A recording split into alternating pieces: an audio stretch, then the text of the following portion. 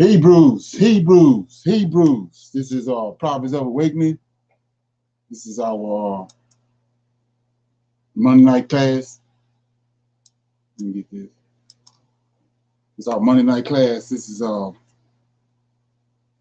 gonna be dealing with what is Kabbalah. Since I had mentioned it, I'm gonna go in a little bit on that. So it says like, share, subscribe, and hit the notification button. This is a non-Messianic channel. We're gonna be dealing with the Tanakh and the Torah. Shalom and welcome to everyone.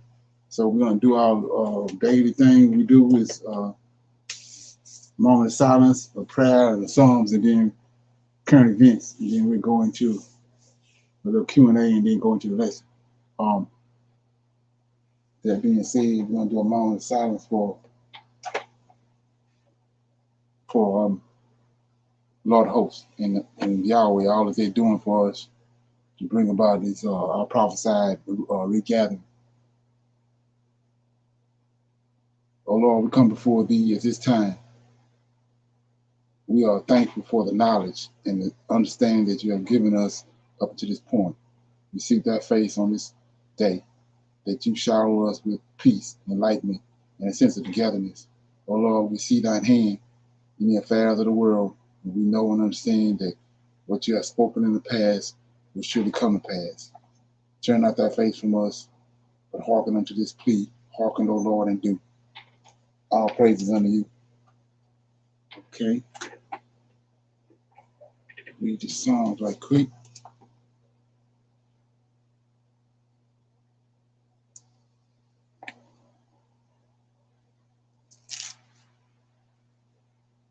It's Psalm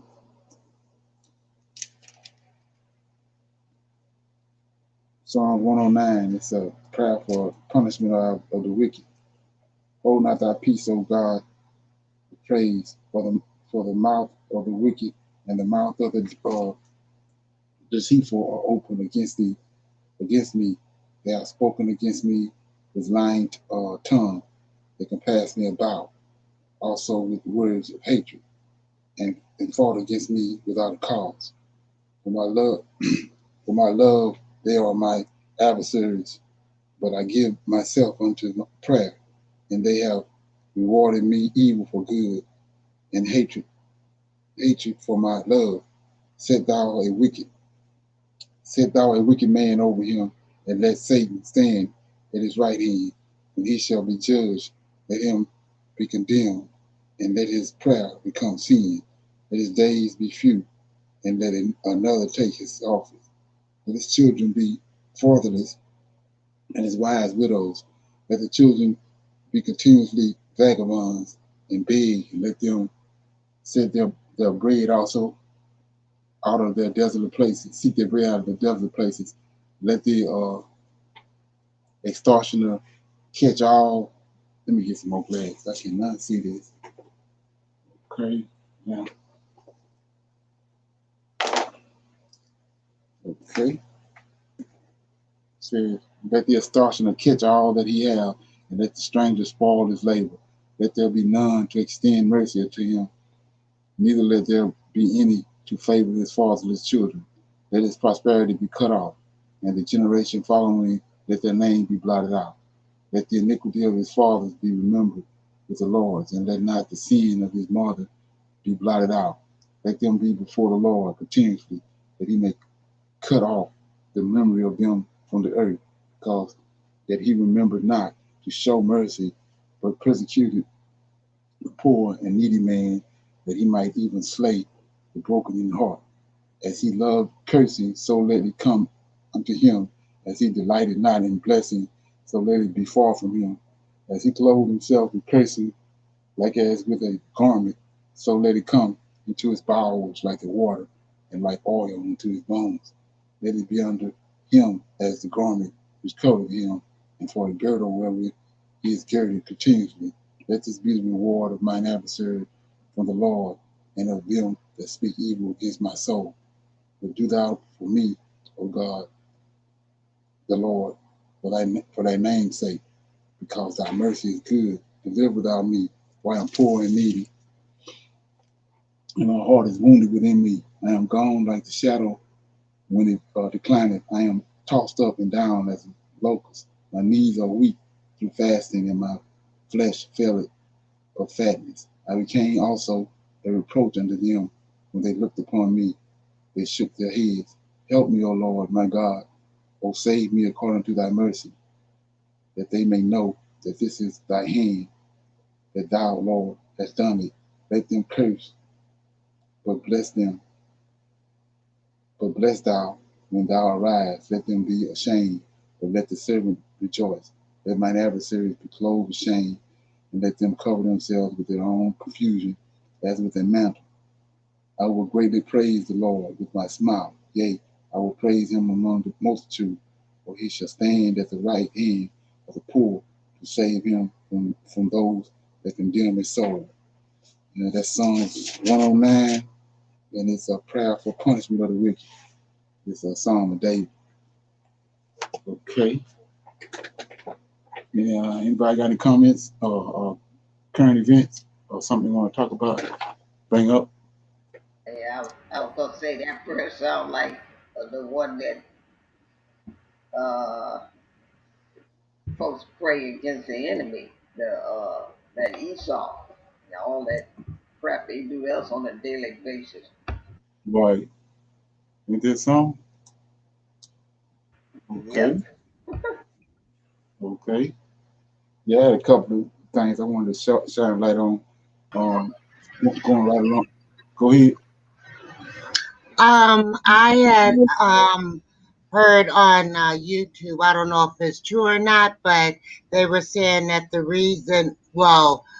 they think that the reason why the president of Haiti was assassinated because he had said that he didn't want nobody in his country to take the vaccine.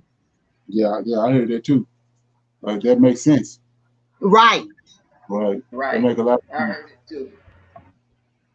And if not, another thing about that too is that's what the other guy that just got killed too. He was talking along the same line. Mega Fugi or whatever his name was. He was talking along the same lines. He came up dead too. Yep. Right. Yeah. So this is one of the things I was just going right along with what I've been screaming from jump is this right here. Let me get this. I think this is gonna be something major too, especially with the Anglo Saxons and the white folks. Let me get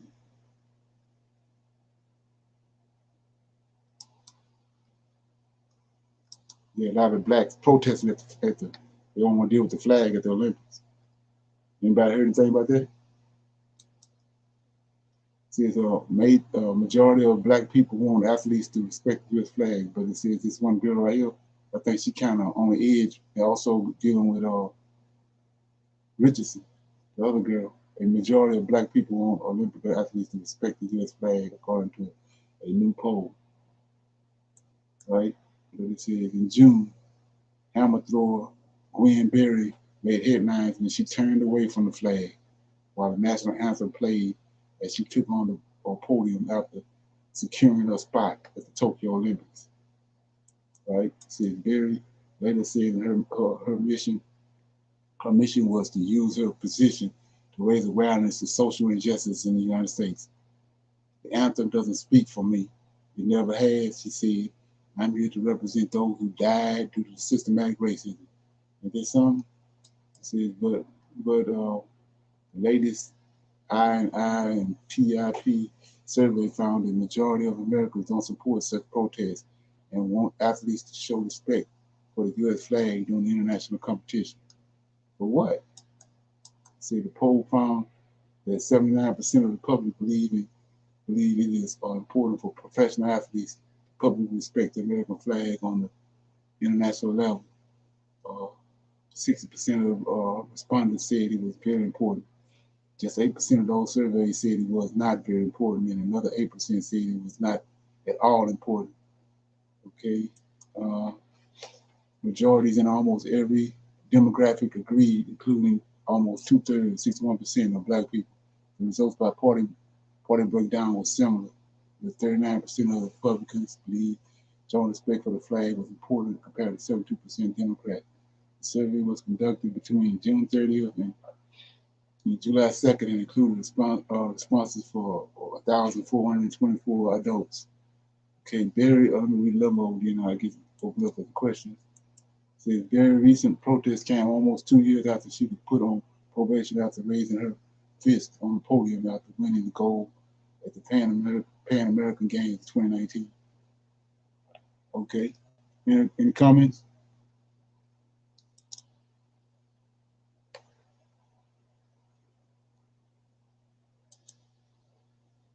No comment? Okay. I don't believe their poll. Yeah, I don't either. I don't believe their poll. Yeah. Because it seems like more blacks are waking up, and yeah, right. I don't believe that. Right. And then what's more important? What's more important to keep on doing what you're doing to us? You've been doing 400 years, or trying to respect some flag? Exactly. Which one more important? Come on. Right. And how long you think you're gonna keep doing being able to do that? Gotta do something with it. It's that time. It's that time. Enough is enough. 400 right. years. Ain't nothing changed. Not a doggone thing. Right. The question should have been what you gonna do about racism. That's what the question should have been, instead about the flag. You know what I'm saying? Right. Right. So with this, and I got one more. And like I said, you can see what they're doing, where they headed with this, but like I said, we're gonna be out of here. But so you got another one. You know what happened recently with the royal family over there in Great Britain? And now here all of a sudden, William joins the Prime Minister in condemning racism and abuse of England's star. See that something?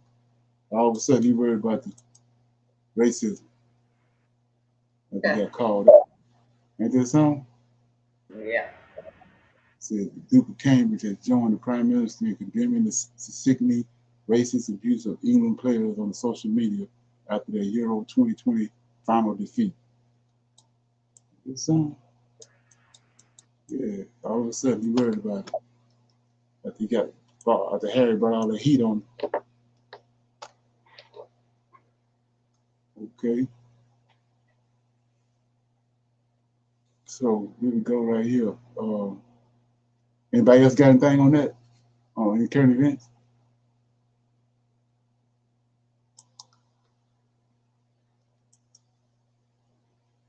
Okay, yeah. So we was dealing with that with the fact that about the y'all have to bear with me right here, because I'm gonna be throwing all kind of stuff out here.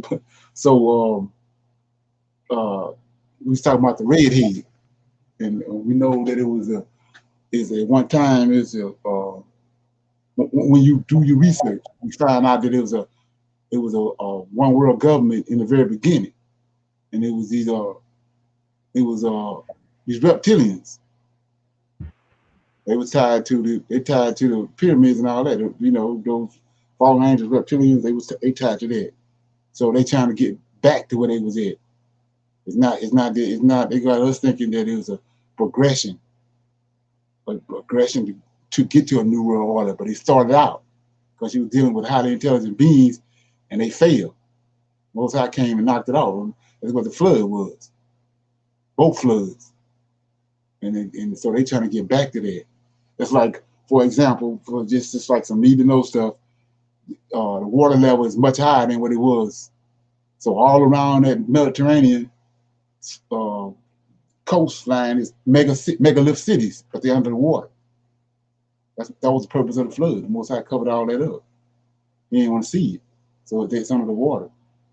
So it's not. You start talking about the fourth beast, and then when you look at where the fourth beast is geographically, it's all around the Mediterranean, that whole area. Well, it's just a return there. It was already all kind of satanic stuff was going on all around there before because of who the people were. And so they just trying to get back to where they was at. They're not progressing through technology and getting there. They trying to recoup lost ground from where they were before. So that redhead and all that's tied to that. Because those giant redhead giants, they found them just as well as they found pyramids all over the earth. They found redhead giants buried all over the earth. So it was a global system that was going on. And the Most High knocked it out, destroyed it. So, like I say, this is probably some stuff you ain't heard before, but it's called this lady called TEA TEPHI. It's tied to Queen Elizabeth and the British royal family. And I was telling you about how that Queen Elizabeth made a statement. Well, all of them make a statement that they ascended. They tied to David's lineage, and they also tied to um, Pharaoh in Egypt. So you gotta ask yourself, how can that be? So this is where we go in the rabbit hole there right here. So what I'm gonna do is get this first. Back to this woman I'm talking about. Her name Tika T Tifa. Some I can't say it. TEPHI. Anybody ever heard that? No. Okay, we No. on in tonight. Okay, so here we go. Let's see if I can find and get it right. Okay, I think it's it. Nope, that ain't it. Okay.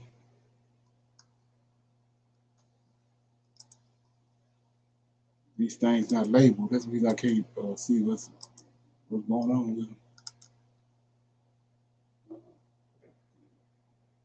Let's see. Oh, here you go.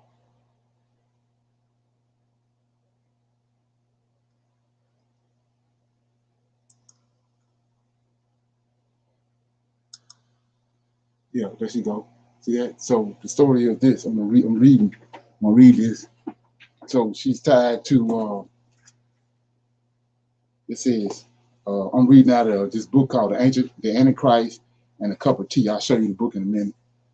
I went into to the library. It says Queen Elizabeth. It says according to the Anglo. Check this out. According to the Anglo Israelites,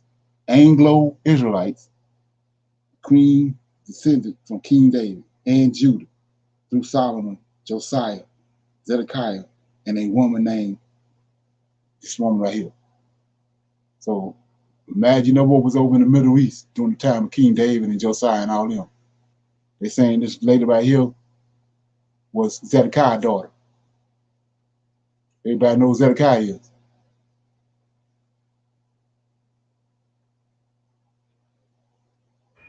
Yeah. Can somebody tell me who Zedekiah is?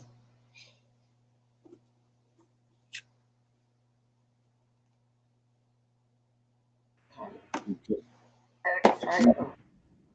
Let me go in the Bible. Yeah, Let me go in the Bible. Kings back in the What's day. that? They saying that if we go to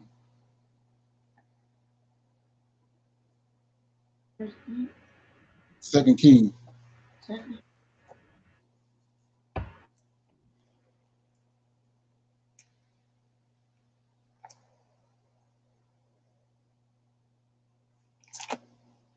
now this, like I say, this lie right here is just as big as the lie with JC. But 99%, 98% of the people believe it. So I'm in Second King.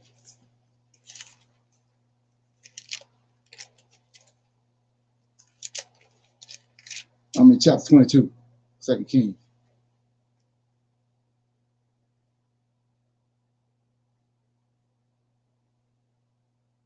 Got it?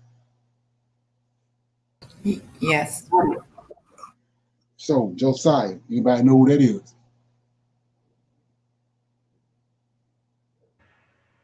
Yeah, when Josiah, that 8-year-old. Right. He's the one they found the book. They found the book of the law. They had done away with the book of the law. Josiah came and like Hilkiah the high priest found the book, and he brought Israel back from reformed it.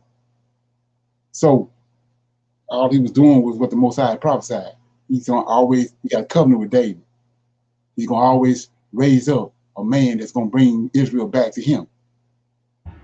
So that's what Hezekiah is. That's what this guy, this boy right here, Josiah is. He brought them back to Israel, reform. He done away with all the wickedness and cleaned Israel up. And Hezekiah was one. Jehoshaphat. That's the covenant Most High got. He's gonna always raise up a son out of David's lineage that's like David. He's gonna bring the people that have a heart like David and bring Israel back to him. But at the end, it played all the way out because of Zedekiah and them, which is who this girl's supposed to be Zedekiah's daughter. So anyway, so we'll keep going. I'm in let me get it.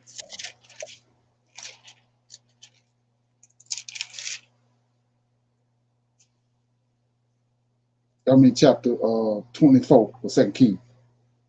Trying to give you a lay foundation. So Josiah died. And right after Josiah died is when the Nebuchadnezzar came because of all their sins, but he didn't want because Josiah was a righteous seed. He killed him, but he had him done. He didn't want him to see that. He said that Israel was going to dwell safely until he passed, and once Zedekiah passed, that's when Nebuchadnezzar came. So I'm picking it up in 24:8. And Jehoiakim was 18 years old when he began to reign, and he reigned in Jerusalem 3 months. See that? So he wasn't loud. Most High got right on him. As soon as Josiah died, he jumped dead on their case. It says Jehoiakim was 18 years old when he began to reign, and he reigned in Jerusalem 3 months. And his mother's name was Nehushta, daughter of Elishan of Jerusalem. And he did that which was evil in the sight of the Lord, according to all that his father had done. And at that time, the servants of Nebuchadnezzar, king of Babylon, came up against Jerusalem, and the city was besieged. Right? And Nebuchadnezzar, king of Babylon, came against the city, and his servants did besiege it. And Jehoiakim, the king of Judah, went out to the king of Babylon, he and his mother, and his servants, and his princes, and his officers. And the king of Babylon took him in the 8th year of his reign, and he carried out against all the treasures of the house of the Lord, and the treasures of the king's house, and cut off pieces of the vessels of gold Solomon, the king of Israel, had made in the temple of the Lord, as the Lord had said. And he carried away all Jerusalem, and all the princes, and all the mighty men of valor, even 10,000 captives.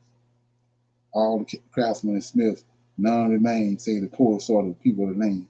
And he carried away Jehoiakim, his David's seed, to Babylon, and the king's mother, and the king's wives, and his officers, and his mighty men, and the mighty of the land, those that he carried away captive from Jerusalem to Babylon, and all the men of might, even 7,000, craftsmen and smiths, 1,000, and all that were that strong and apt for war, even them the king Nebuchadnezzar brought forth Babylon. Here we go right here. It says, and the king of Babylon made Matthias, his father.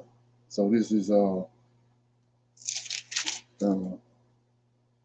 this Jehoiakim's brother, Matthias.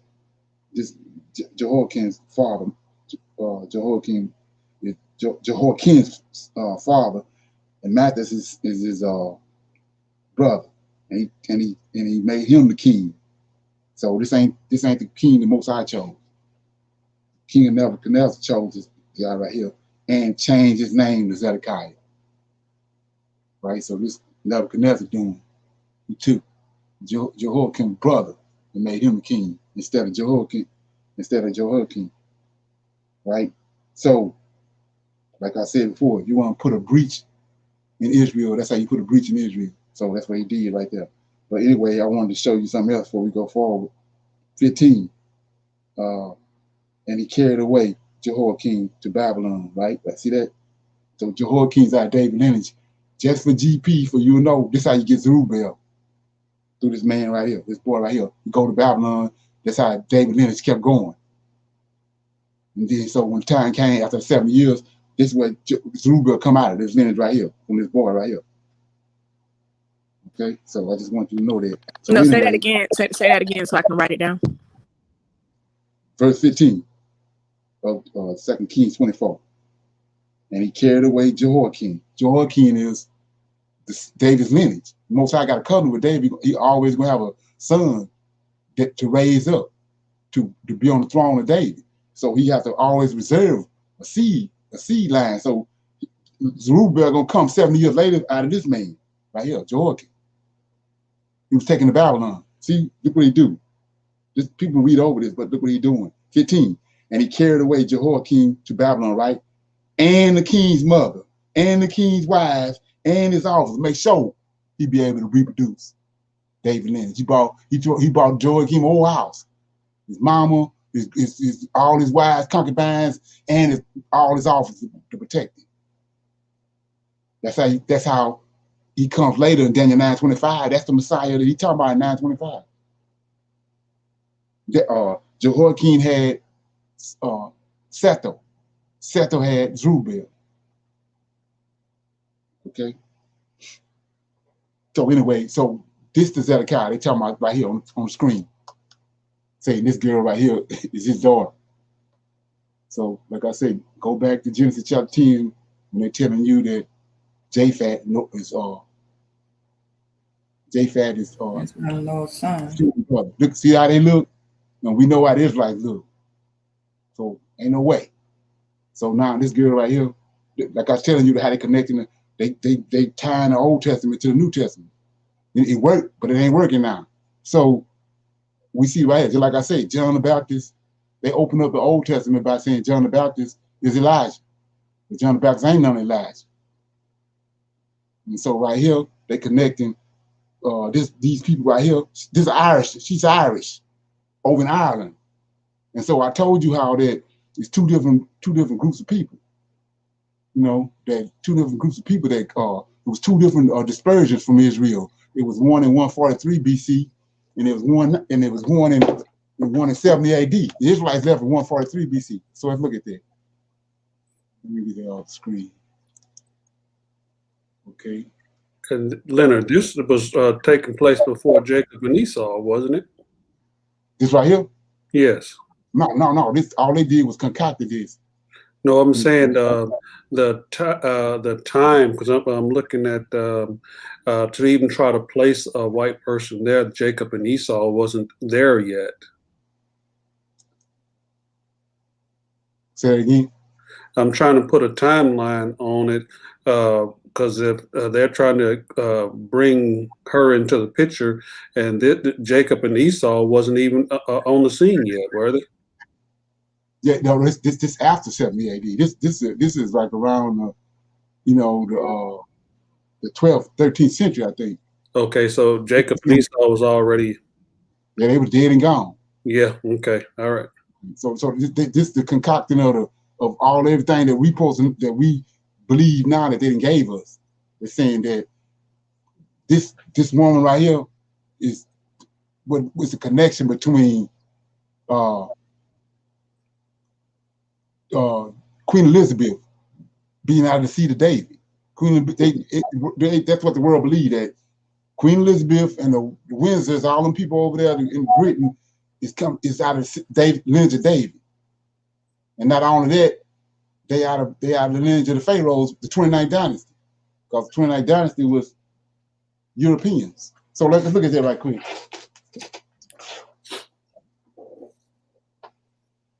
So they telling us that Queen Cleopatra was a white woman, right? I mean, was a black woman. Queen Cleopatra was a black woman, right? Yeah, that's what they say. Right, that's what they say. Look at that. Right. We're gonna unravel this tonight. So here we go, right here.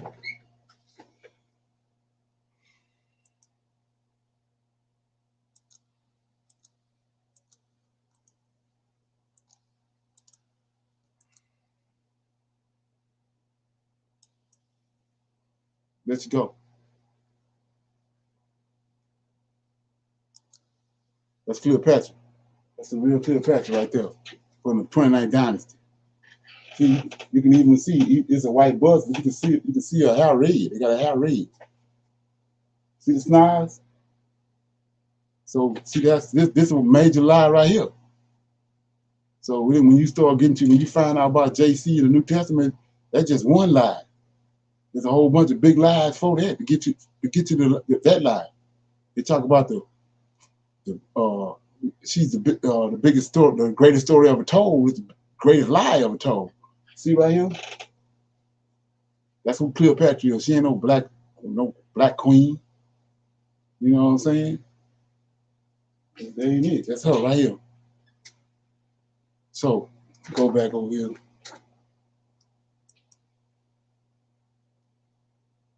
Okay, let me get this right quick.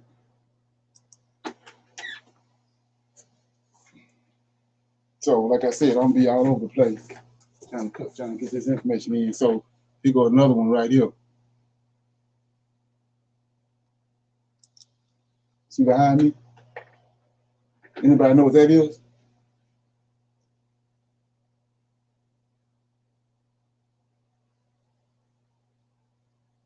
Anybody know what that is right here?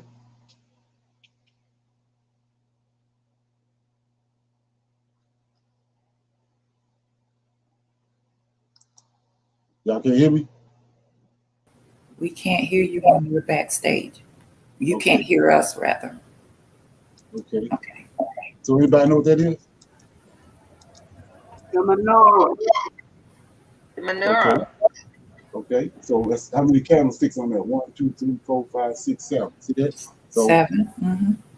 that's what he's talking about. Let's go to Zechariah right quick. Zechariah chapter 4.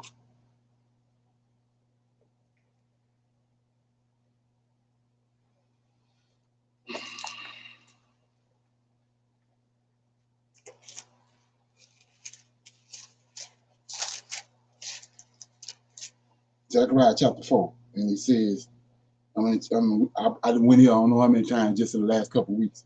So it says, chapter 4, verse 11 says, 10, for who have despised the day of small things, for they shall rejoice and see the plummet in the hands of Zerubbabel with those 7. They are the eyes of the Lord which run to and fro through the whole earth.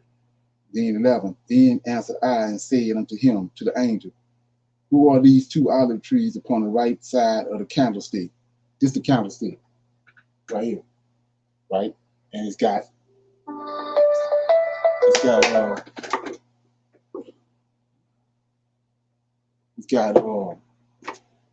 7 branches on it, right? So what are these 7 branches? 6 days of creation. 1, 2, 3, 4, 5, 6. 6 days of creation. This is 7 day. That's the Sabbath. Staff is the Sabbath. So ain't no variations to that. Just like the Tanakh. You can't come and stick something else on at the end of Malachi. He told Daniel close the book up. So this is the candlestick, right? So let me finish reading this. It says 11. Then answered I and said unto him, what are these 2 olive trees upon the right side of the candlestick, upon the left side thereof? And I answered again and said unto him, what be these 2 olive branches which stood 2 golden pipes empty into the golden oil out of themselves? And he answered me and said, know thou not what these be? And I said, no, my Lord. Then he said, these are the 2 anointed ones. We know who that is.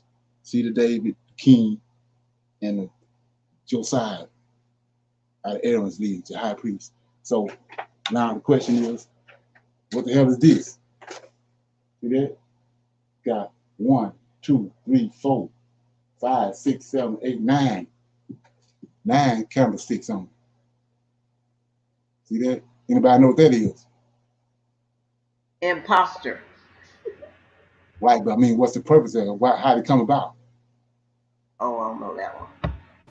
I don't know that one. Why Okay. it's 9. So Maybe go ahead. Oh, I was gonna say from the 9 tribes. We go to the Maccabees in the book of the Maccabees when the temple was destroyed, and the temple got destroyed, and then so-called the Maccabees, Jews Maccabees, and all them. I don't know if y'all know about that. It's in the Apocrypha. they came and rededicated the temple after Antioch Epiphanes had destroyed it. They rededicated the temple, but it only had this thing got all inside these branches, and that's what keep it going. So that's what the Levites and the people in the Church temple got to do. They got to keep all that stuff going. While they had ran out, wasn't no more oil. Mm-hmm. So that's what the day of the Purim. They got a festival right now. A lot of Hebrew Israelites worshiping on this festival called Purim. So it goes 9 banners, 9 candlesticks too. So like I said, the Most High had created the earth and all that in 9 days. Mm-mm. No. He go to candlestick right here. Can't no variance. So this right here in itself is a witness to these people right here. You got Hebrew Israelites, so-called awakened Hebrew Israelites, that's dealing with this thing right here. There's a lie from the pits of hell. So let's read. What I showed you, the reason why, like I said, I keep overlapping everything. So let's go back to Daniel 9:25. Question. Okay. Does the Jewish guys use that one? The 9? Right. Yeah. Yeah. Okay. But most people ain't paying attention to it. They think it's the same candlestick. But this one over here is 9. You can go in the Maccabees and find out, let's read the story. So, but I'm going to show you what that. So I'm in Daniel 9:25. And so many people trying to tie the Maccabees into the story with the Israelites. But I'm going to show you right here what's up with that. So, chapter 9 of Daniel, verse 25. Know therefore, understand that going forth with the commandment to restore and build Jerusalem unto the Messiah. I showed you there was. I showed you it was Zerubbabel. I showed you where he came from. He came from Jehoiakim. The Most High set that up. Well, when Nebuchadnezzar took him to Babylon with his mama and all his wives and everybody, because he wanted to keep that lineage going. That's the lineage. That's the lineage he followed. So, at 70 years later, I mean, after 7 years is up, that's the reason Zerubbabel popped up out of nowhere. So, I'm in 9:25. He says, "Know therefore understand that from the going forth of the commandment to restore and build Jerusalem, they got to rebuild Jerusalem because Nebuchadnezzar tore it down until the Messiah." That's Zerubbabel. Ain't got nothing to do with Jesus. But anyway, keep going. The prince shall be 7 weeks, 62 weeks. The street shall be built again, and the wall. I showed you. Nehemiah and them done all that, even in troublesome times. Now, here we go. And after 62 weeks shall the Messiah be cut off. So they cut him off. When Zerubbabel and them got back, they started back building the temple. But Darius had gave him the orders, and they came and stopped it for 2 years. That's what 9:26 telling you. They stopped it for 2 years. Then Darius said, "Let me go and search the archives in Persia and see if Cyrus gave this order for this temple to be rebuilt." And he went back in 2 years. He found out that Cyrus had indeed gave the order. So he told them start back. That's what that is. It's cut off. And they started then they finished building the temple, and then that was during the time of the Persians. Then the Greeks came and ruled, and then at the end of the Greek kingdom, Antioch Epiphanes came. And that's what this 2016. After 62 weeks shall the Messiah be cut off, but not for himself, and the people of the prince that shall come, this Antioch Epiphanes, shall destroy the city and the sanctuary, and the end thereof shall be with a flood, and unto the end wars and desolations are determined. Then 27, and he shall confirm the covenant with many for 1 week. I showed you all that in First Maccabees, when the Antioch Epiphanes came. It says, and in the midst of the week he shall cause sacrifice. See that? Cause the sacrifices and the oblations to cease. And from the overspreading of the abomination, he shall make it desolate. So how in the world is what the Maccabees doing? See this 9-branch calendar and the story behind it. What they doing? If he just told you right here in 27, he shall confirm the covenant with many for 1 week. It's Antioch Epiphanes. He dead and gone. And in the midst of the week, he shall cause the sacrifice and oblations to cease. And for the overspread of the abomination, he shall make it desolate. So how you gonna come and rededicate a temple that Most High said is desert? And our Epiphany made it desert. So these Edomites, this is where the trickeration started at. They want the temple. They want it. They want the land. That's what Isaiah tells you in Isaiah 66. They stole the land. Let's read it. It won't take long. So it says, Isaiah 66, right click. Says verse 5, hear ye the word of the Lord, ye that tremble at his word, your brethren that hated you, that cast you out. See that? For my name's sake, said, let the Lord be glorified. How you gonna glorify him without a temple? That's what they did. They wanted the temple. They wanted the land, the Temple Mount, and they built Herod temple. See that? And that's what he's telling you right here. It says that cast you out for my name's sake, and they said, let the Lord of hosts be glorified. But he told them, yeah, you're gonna try to glorify me, but when I come back, I'm gonna appeal to them. It's gonna be they joy, but you're gonna be ashamed. So anyway, that's what's going on right here. So it's another big lie that's been told right here, right this side here. And Maccabees and all that. That's what that is. Most I said in prophecy, in scripture, that the temple gonna be destroyed and it's gonna be made desolate. He didn't say nothing about nobody was gonna come and fight and rededicate the temple and light the menorah back up. He said he's gonna make it desolate. These Edomites. So let's go to Daniel 9, 11 right quick. Look at that. Daniel 11 and 14 says, in those times there shall many stand up against the king of the south, also the robbers of our people. They shall exalt themselves to establish a vision, but they shall fall. See that? So the answer right there. They're gonna establish a vision. What vision? They built the temple just like Solomon and Zerubbabel did. And then Israelites failed. Well, these might built the temple, Herod temple, then they failed in 70 AD. So let's look at that. Okay. I'm doing a recap because some people don't know nothing about this. So, here we go.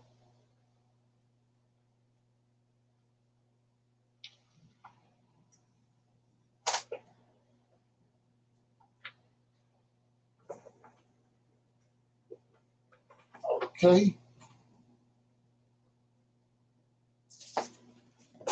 Okay, you have to bear with me.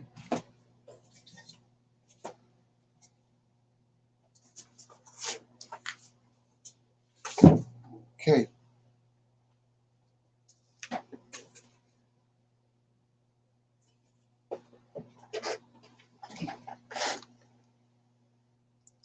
So can y'all see that, or do I need to open it up?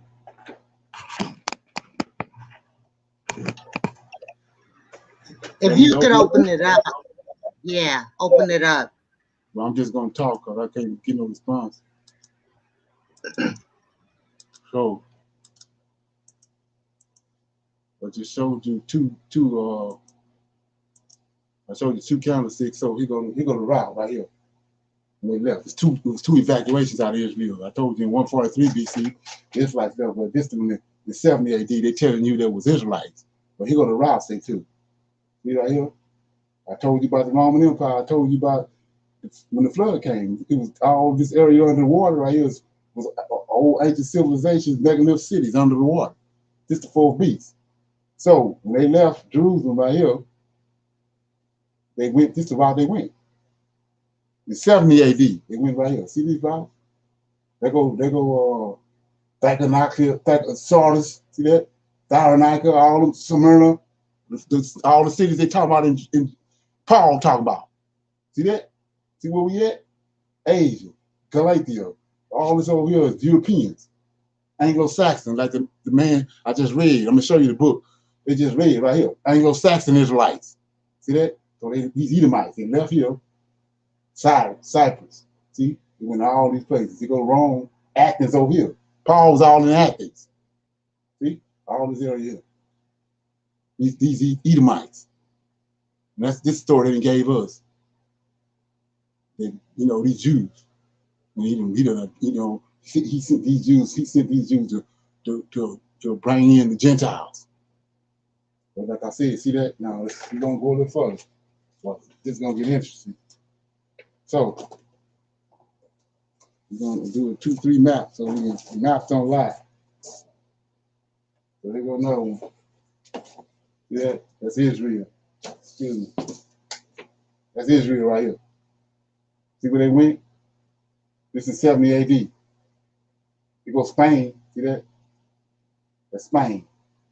Right around this corner right here is where the transatlantic slave trade gonna go down here. But anyway, they go Italy. See that? Wasn't Paul all up in Italy? See that? Grecia, all these places. That's where these Edomite Jews went to in 70 AD. I just read that to you in Daniel chapter 11, verse 14. They're gonna pick up the vision. But they gonna fall. So they could fail in 70 AD when Titus and Vespasian ran them out, right here. So one more map. You go, this map right here is all of Paul's journeys. All four, all 3 of his journeys. Here. See that? They go all of Paul's journeys. You read it? Yeah. They go to 7 churches, Asia Minor, all this over here, all that. All these Edomites. These Edomites. Okay? Make sure you see that. They go Judah, Jerusalem, 70 AD, and all that little history after 70 AD to Paul and John, Luke, and all them. That's where they going. These are people they're dealing with. Okay? Ephesus. Okay? Laodicea. Okay? All that. So now let's look at something else.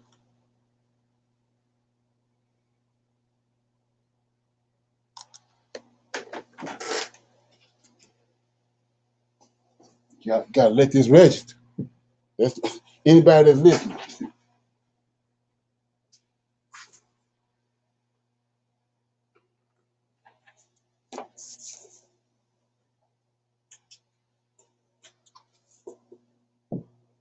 Okay, so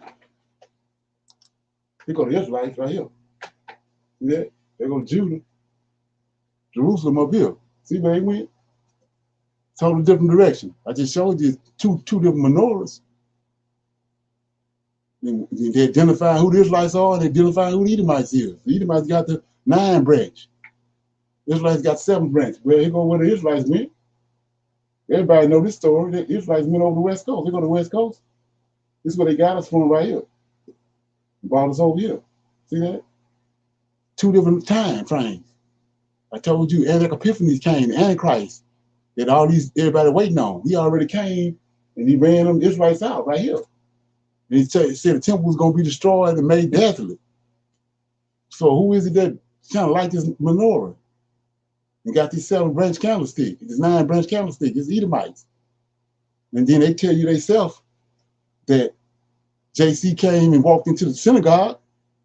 Israelites ain't got no synagogue. See that? So here it is right here. See that? They going away from that 4 beasts. They went away from the 4 beasts. 4 beasts up here. See that? They went all down here. They went all over here. All the Israelites, all 10 tribes, but Judah, I showed you, Judah, Benjamin, Levi right here. This is where the slave trade went. Because the whole head is sick. And the Most High judged the head. Judah, Benjamin, Levi was taking the slave ship over here. 10 tribes still over here where they went. All caught up in Christianity. Okay? So, like I say, anybody that know anything, the least little bit thing about Israelites in these last days, no, we was over here. I just showed you on 4 different maps where these are people, other people went over there all up in Europe. Paul tell you where he was at.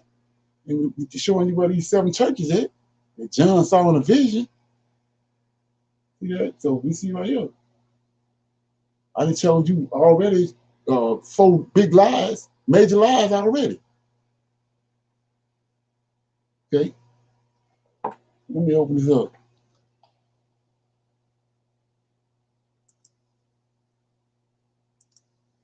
Any comment? Yes. We- Yes. So in 70 AD, that was the Edomites. Right. They left. So where were the real Israelites at that time? On the west coast of Africa. They left way Okay, in. they were still there. They, So no, because they fled. I'm sorry. they left in 143 BC at the end of the third beast. Okay. They got driven out by Antiochus. They've been over there the whole time.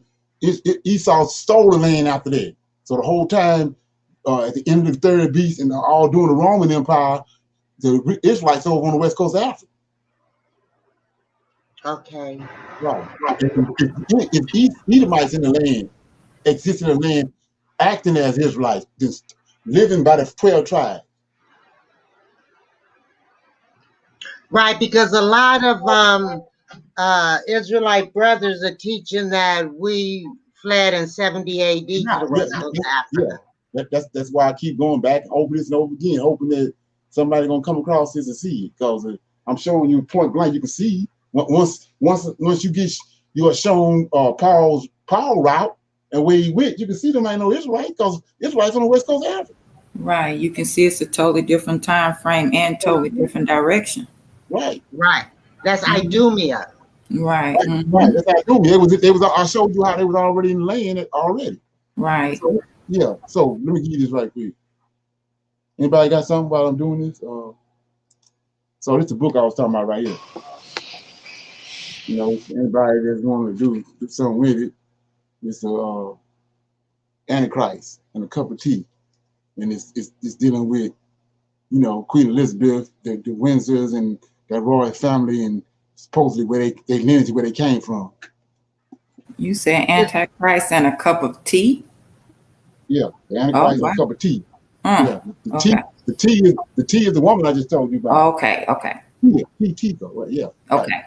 And like I said, who know her? Yeah, you know what I'm saying? So yeah, anyway, okay. So let me see what else I want to do. So yeah, I have a question. Okay. What you got?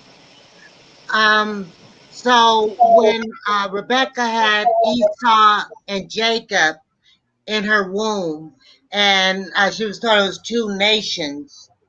Right. That's where it began. What you mean? Well, you know, because Esau, he came out red all over, right? Right. So, and then he mixed with the with Japheth. He mixed with the giants on Mount Seir. Right. Redhead giants on Mount Seir. Because in the beginning, you know, she was Rebecca was told that there's 2 nations in her womb. Right. Right. Yeah, I was just thinking about that because red is so significant that I'm finding out. Right. Right. Well, so let's I mean, you know, let's go in on that because I showed you originally way back in the day because everybody went through the same system that, you know, at 6 years old they bring you into the system and Head Start, all that, go to church too. So we thought it was an apple, right? That eat, but apple right. garden. But right. We know it's not an apple, right? Right. So what we found out was it's a woman, and it's a serpent in the garden, and the serpent had relations with the woman. Right. That's how you had Cain, right? Mm-hmm. So Rebecca had trouble with her stomach, right? Right. Okay, so what they tell you, and a woman hear that, a woman pregnant and she having a problem with her pregnancy, right? Something wrong, ain't it? Yeah. Okay, so let's look at it. So, we know that that in Jasher, if you go to the book of Jasher, it tells you, it goes in detail. They just giving you a little, like I say, it's a King James. They leading you to the New Testament, so they giving you bits and pieces of the story. So what was happening, she was having such pains in her stomach, she went around and asked all the other women around her what was, did they have these kind of problems, because they wasn't never heard of. And they said no. They said it never happened before with woman, right? So the reason I'm telling you that it was something major going on that wasn't, was wrong with her, right? Right, out of the norm. So let's read the story again, based on that. Yeah, I never heard that story in Jasher. Yeah, I'll find it. I'll give it to you. So it says, Genesis 20, I think it's 30.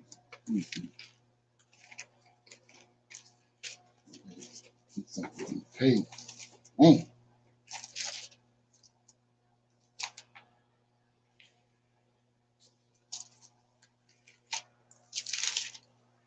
Genesis 25.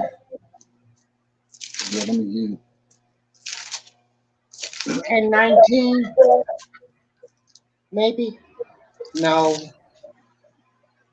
Yeah.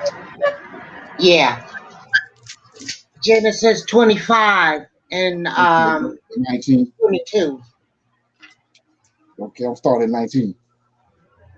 25, 19. It says, these are the generations of Isaac, Abraham's son.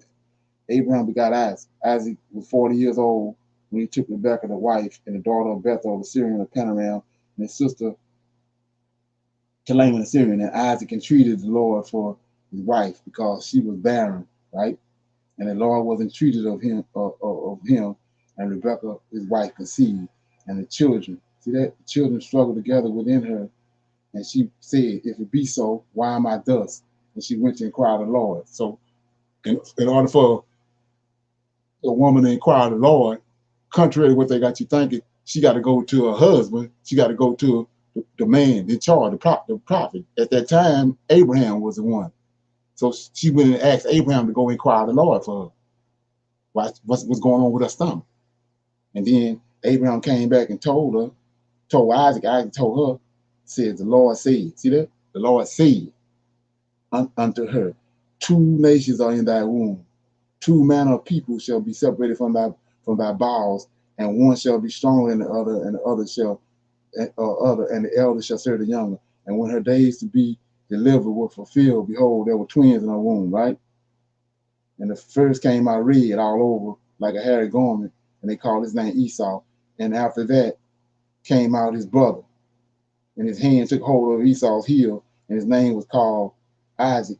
And Isaac was 80 years old when she bore them, right? So she had all these problems with the pregnancy, right? So what did Eve have? How many boys Eve had? Eve. Yeah. And 2. 3. 3. 3. Why you say 3? Eve had 3. No. I mean, Cain, Abel, and Seth. right. I mean, originally. Oh, 2. She had 2 boys. She had twins in her womb, right? Yeah. Right. She had twins in her womb. What? Right. Wasn't one of them for somebody else? Wait, she had twins, so Cain and Abel was twins? Right. Let's look at it. Yeah, they were twins. Let's look at it. Well, they had 2 different daddies. Yeah, but they are. I can't think of the word, but they paternal. It's a name they got it for. Fecal configuration or something. Yeah. A woman can see 2 different kids from 2 different men at the same time. So,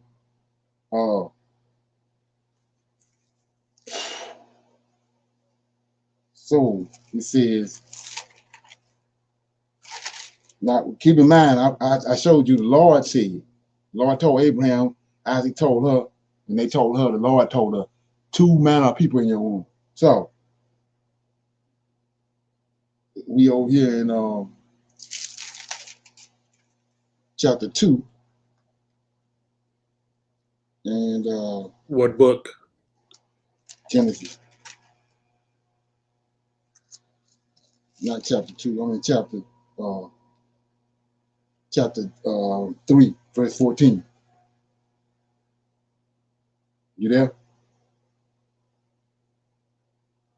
Chapter 3 and 14. Okay. Yeah. Says, the Lord said unto the serpent, because thou hast done this, thou art cursed above all cattle and above every beast of the field. Upon thy belly shall thou go, thus shall thou eat all day. What did he do? What did the serpent do? 15. I will put enmity between thee and the woman, and between thy seed. See that? How you get a seed? Has sex. Yeah. Okay, that's what he done. What is this that thou hast done? He had sex with Eve. So he says, and I will put enmity between thee and the woman, and between thy seed. Right here. That's telling you what he done. And her seed. That's two different boys, right? Right. Right. And he said, bruise thy head. Oh. He said, bruise thy head, and I said, bruise his heel. And then you turn the page. But well, go to chapter 4.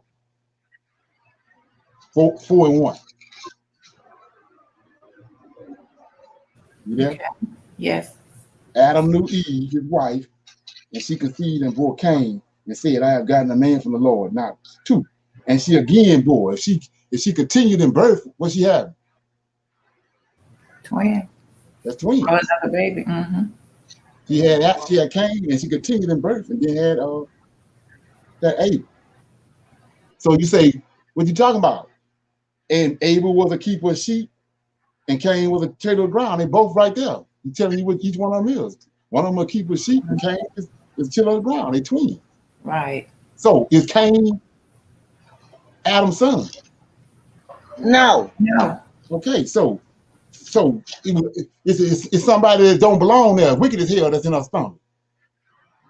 So go the stories. The reason he's giving us these stories, once you find out, you got to do cross comparison. But let's go back to 25. Genesis 25. Yeah, 21. Chapter 25, verse 21. And Isaac entreated the Lord for his wife, because she was barren, and the Lord was entreated of him, and Rebekah, his wife, conceived, just like Eve did, and the children struggled together in the womb. Right? Same story. some there don't supposed to be there. Right? Then look what he say. 23. The Lord said unto her, 2 nations are in thy womb, 2 different manner of people. If they got the same daddy, how they 2 manner of people? They the same daddy. Right. So he said, the Lord said unto her, 2 nations are in thy womb, 2 manner of people shall be separated from thy bowels, and one people shall be stronger than the other people, and the elder shall serve the young.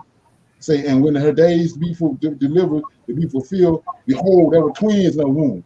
She ain't know it was twins in her womb. She going around asking everybody, is something wrong with her? Somebody doing the most up in her stomach. Okay? So you got to go read. You got to go read that over in Joshua to see that part. So he said 2 different manner of people in that womb, right? 24. And when her days to be delivered were fulfilled, behold, there were twins in the womb, being 25. And the first came out red all over like a hairy garment. Jacob don't look like that. Mm-hmm. 2 manner of people. So, like I said, and then so the story is, the cop out is that the Most High can do what he want to do. Well, if that's the case, he could have made giants. He had to wait till the angels, fallen angels, come down and make the giants.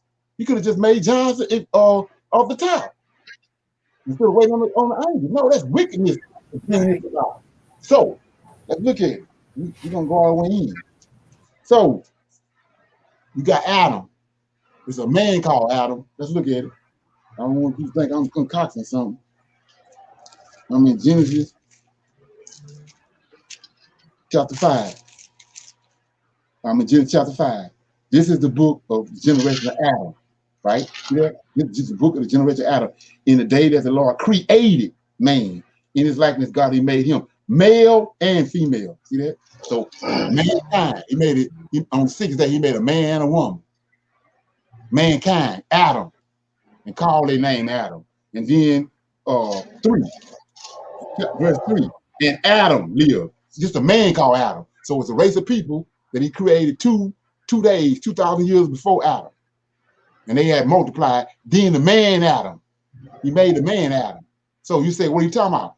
He got Adam. You got Israel. There was a man called Jacob, wrestled with the Lord of hosts, changed his name to Israel. He had 12 boys, and now you got a nation called Israel. You got a man called Israel, and you got a nation called Israel, right? Right. Okay, so at both of these junctions, twins born. See that? So the powers of Lucifer. He's there at both junctions, right when the nation is being born. Jacob is a baby in Rebecca's womb. He's gonna become he's gonna wrestle with an angel, have 12 sons. Lucifer trying to cut that off. So we know how he done it in the garden. He showed up in the garden itself and slept with Eve, put Cain there, and tried to usurp it. Started naming his sons after the same names he named his that Adam named his sons. So how did he do this right here? Well, let's go look at it.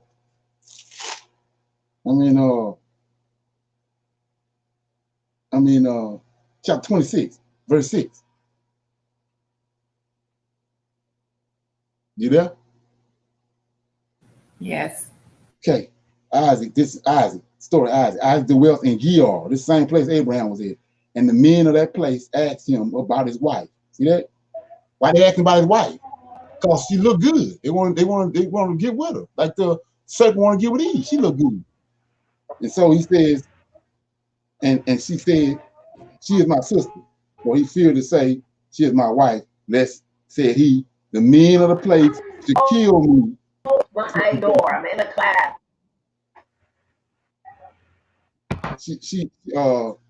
For he feared to say, she is my wife, that she said, the men of the place to kill me for Rebecca, because she was fair to look upon. They went over this.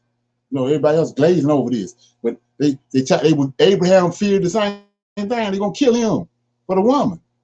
They ain't gonna kill him and then put up on the wall as a trophy. They're gonna kill her and they're gonna lie with her.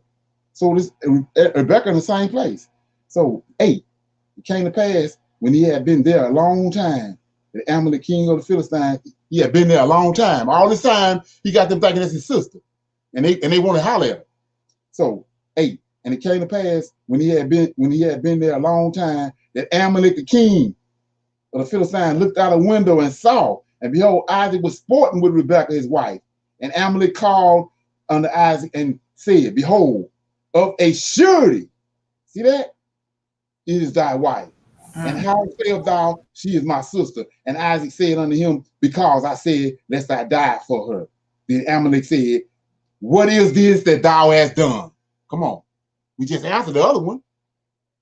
We just answered what happened in the other one, the same question. Right. He says, what is this that thou hast done? Right? Now watch this. Amalek said, what is this that thou hast done unto us? One of the people might lightly have lain with thy wife, and thou should have brought guiltless upon us. And Amalek charged all his people, saying, he that touches this man or his wife shall surely be put to death. So you think that's the way it went down? No, because Abraham came, because Esau came. These red-headed giants right here, Amalek and them. Come on. So like I said before, you just don't have no red-headed giant and out of blue, and then you got another son, Israelite, woolly hair, brown eyes, brown skin, and the other one coming out hairy and red with red hair. Come on. That's what these people have done to us. Mosiah just ain't, how you gonna, he got a problem with these red-headed giants came from fallen angels coming down sleeping with women. So he's just gonna form a red-headed person, a red-headed giant in Rebecca's womb when he got a problem with the red-headed giants, and they got a problem with him, but he just gonna form one in Rebecca's womb? No. Okay, now you say, well, and I'm saying this for you. You go down your own road and deal with it. I'm just showing you what time it is. So let's go one more place. Then I'm gonna pick back up where I was at. So Like I said, this one big ass lie after another one. You have to understand that. So I'm with chapter 9 of Genesis.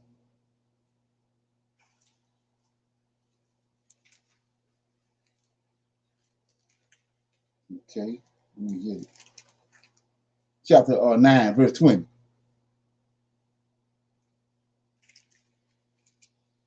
Okay. This story of Noah. Noah began to be a husbandman, and he planted a vineyard. He drank the wine and was drunken and was uncovered within his tent. And Ham, the father of Canaan, saw the nakedness of his father, told his two brothers. So we ain't even got to go no further. Canaan ain't get on the boat. Ham, Shem, and Japheth got on the boat. Who was Canaan? Canaan came about after the flood, after they got on the boat. How you get Canaan? Ain't but one way to get Canaan. Another man can have no baby. It's a woman got to have a baby. Who had the baby? Who had Canaan? See that? Who had Canaan? So it's a woman in the story that's been hid. Just like they hid the story in Genesis, and they hid the story with Rebecca. It's right here. Noah. Let's go find. Let's look at it. Leviticus right quick. I'm pick back up where I was at. You know, I'm trying not to leave no leaf unturned. So I'm thinking it's 14, no 19.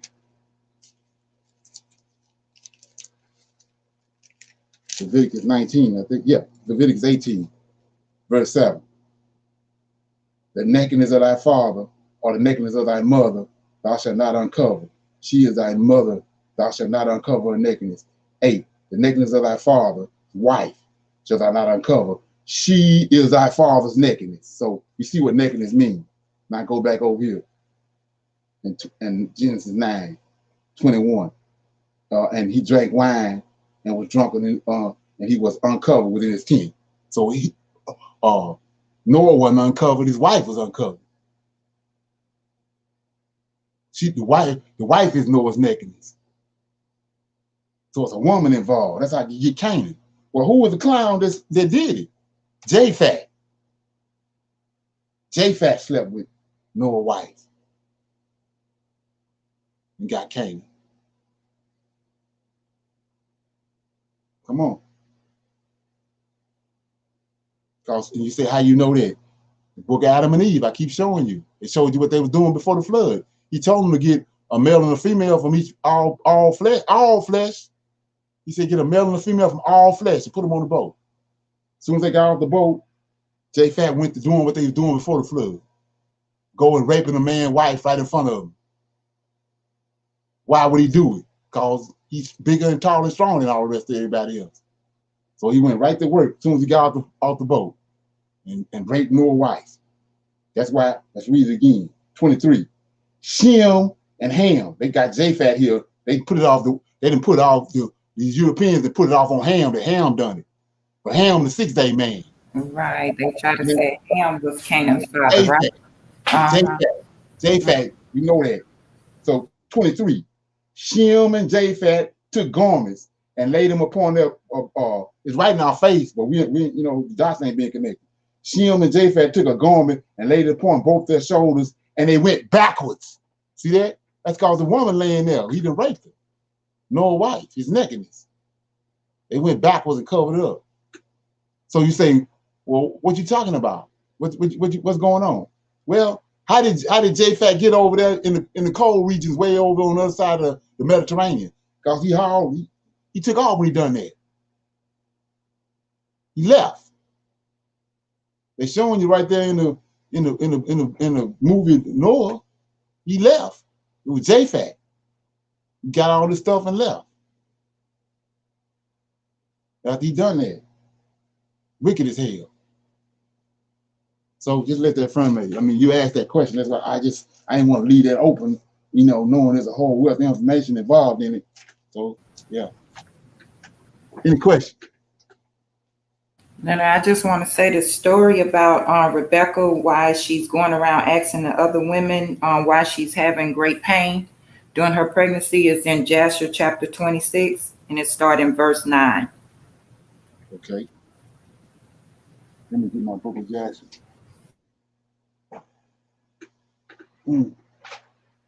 Thank you. What is it? Jasher 26 and 9.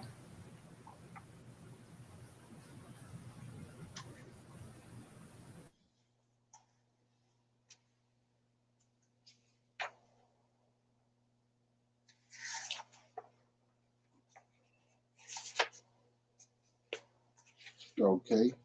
Oh, it says, and in about the 7th month, after the children struggled together within her, and it pained her greatly that she was wearied on account of them. And she said to all the women, see that? To all the women who were then in the land, did such a thing happen to you as it has to me?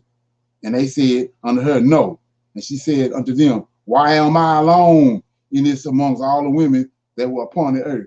And she went to the land of Moriah to seek the Lord. See that? But they want you to think that she went and sought the Lord on her own. But it says she went to the land of Moriah to seek the Lord on account of this. And she went to Shem. See that? Melchizedek. She went to Shem and Eber, both of them still alive. Eber, his son, to make inquiries of them in the matter, and that they should seek the Lord in this thing, respecting her. And she also asked Abraham, right? See that? Abraham to seek and inquire of the Lord about all that had befallen her. And they all inquired of the Lord concerning this matter, and they brought her a word from the Lord. See that? From the Lord, not from me, from the Lord, and told her, 2 children are in thy womb. 2 nations shall rise from them, and one nation shall be stronger than the other, and the greater shall serve the young. See that? And when her days were complete, she knelt down, and behold, there were twins in her womb, as the Lord had spoken unto her. So all you got to do is do a comparison and contrast with all the other events that happened. It's the same story. What happened with Eve in the garden? It's a invasive species in her womb. Somebody don't belong there. And they ain't get nobody take no water balloon and throw it in there. Something happened. You know what I'm saying? Come on. Oh, Yeah. Right, that's what I want to know. How did it get in there? Yeah. Amalek. Amalek. She had been there a long time. Amalek said. He said she's been there a long time, and Isaac he wasn't trying to take up for her because he didn't want them to try to kill him. He had them thinking that was his sister. Okay. Okay, because I thought that he said he didn't touch her. That the Lord of hosts wouldn't let him sleep with her. Right. That's why I'm dealing with the Kabbalah tonight to show you something. So we just saw where they told you that Shem was that Japheth is Noah's son, right? Right. Ain't that a lie? Yeah. They told you it was the apple in the garden. Ain't that a lie? Yeah. Was They say the Maccabees is part of David's lineage. That's a lie from the pits of hell. I'm showing you all the lies and how to rightly divide it. He going to just like he said that right there. He had to put that in there because with your Hebrew Israelite mind, you start reading that. The first thing you're gonna say, why is he going off at Isaac because of he's seeing sporting with his own wife? So he got to come back to clean it up. And then all you gotta do is look at the evidence. What is Harry Boy coming from with red hair? Come on. Now that makes sense. Yeah, the same thing in the garden. Why Cain so wicked? This the first human that was conceived from Yah's creation. Where did wickedness come at? Where did wickedness come from? This the first human since the Most High made the man and the woman that came forth. Why is he so wicked?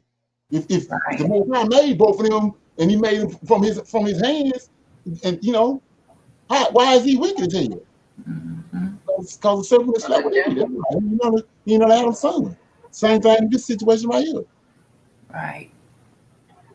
Right, because Go I'm ahead. sorry. I was gonna say, I was just reading about that, and Lord of Hosts told Cain, he said, "Will you not be accepted?" You know, but Right. if not, sin is right at the door. Now it makes sense. Right. And If he would have he did right, he would have been accepted.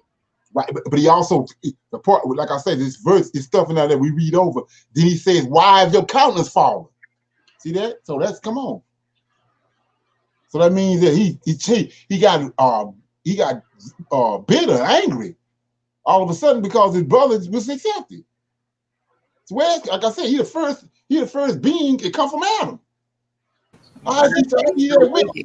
Mm-hmm. See, so there ain't no so you say, what you talking about? Well, ain't that what the serpent did up in heaven? Got mad. He got mad at Michael. Yep. Same thing. So they tell you right there what's going on. We just reading over it because we following this narrative with JC in it. And we can't see none of that. Why was his countenance fall and mad at his brother Abel? Cause he ain't the same DNA. And the Most High, he told us in both occasions. He told us one of these seeds is a serpent seed. And then he told us over there with Isaac and Rebekah, two manner of people coming out of the womb. They ain't coming from the same origins. Two different seeds. Two different seeds. Mm-hmm. They didn't hear the story. They didn't hear the from us. Mm. You got to remember these people that the scriptures shine a light on. They got a whole jar of records. When Antioch Epiphanes came and destroyed Jerusalem, our records was laid open to them. They got our records. That's what they were doing in Alexandria. Like I told you, that's why they changed they had it written in Greek in Alexandria. That's how you got Septuagint. They changed the scripture Brother to Leonard. And it was written in red. right, exactly. That red, y'all. At this time? Wow. Okay. Yeah. And So, even though it's the Old Testament too, you got to think about it. They gonna stick some stuff in there to throw us off, and right. keep us all confused. Exactly. That's their job. Yeah. Right. Let me see what he's talking about. Josiah became king of the kingdom of Judah at the age of 8. I did some extensive research on that. Yeah, I really can't get into it right now, but so he came. Let me read it right. I just read it, and I saw the difference, but it's not nothing that's gonna really change the outcome of the story. So I really didn't deal with it. But it says 2 Kings.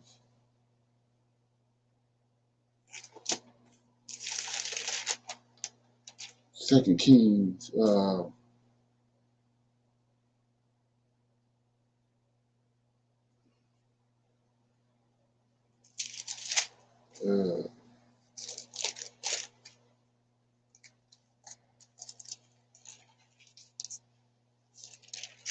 Yeah, it says, and Joachim was 18 years old.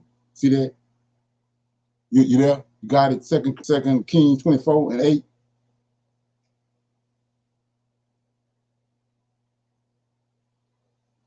Okay. Okay. Hold up. Let me see something.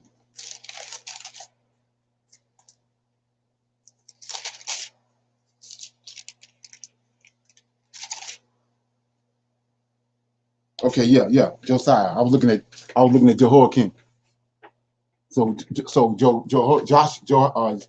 Joshua was 8 years old when he began to reign, but the difference was his grandson Jehoiakim was 18 years old, but Nebuchadnezzar came and got him at the 8th year of his reign.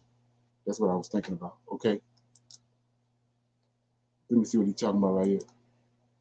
So the words of Maccabee and the Maccabees sound similar. Matthias is referred to as a priest in First Maccabees, but the priesthood comes from Levi. So the Maccabees were Pharisees and not Levitical priesthood. Right, exactly. Right, but they try to trick you off because no matter how they word it or whatever, when you read what I just read in Daniel 9:25, it's plainly tell you the temple gonna get destroyed, and it caused abomination to make it desolate. How you gonna who? How you don't say nothing about nobody gonna rededicate the temple? He says that the prince that shall come, which is Antioch Epiphanes, is gonna come and destroy the temple and the sanctuary, and the end thereof shall be with a flood. Ain't no coming back rebuilding no temple and lighting no menorah. That's Edomites, because they wanted to pick a division up. They wanted to land the whole time. They wanted it because they knew Lord host was there. Like I said, Esau was raised in the house of Abraham just like the rest of, like Isaac was, like Jacob was. So he knew the importance of that and significance of it. Yeah. So let me get in. Anybody got anything else before I move on? Okay. So let me go on this Kabbalah thing. I want to get off of there for a minute. Let's see.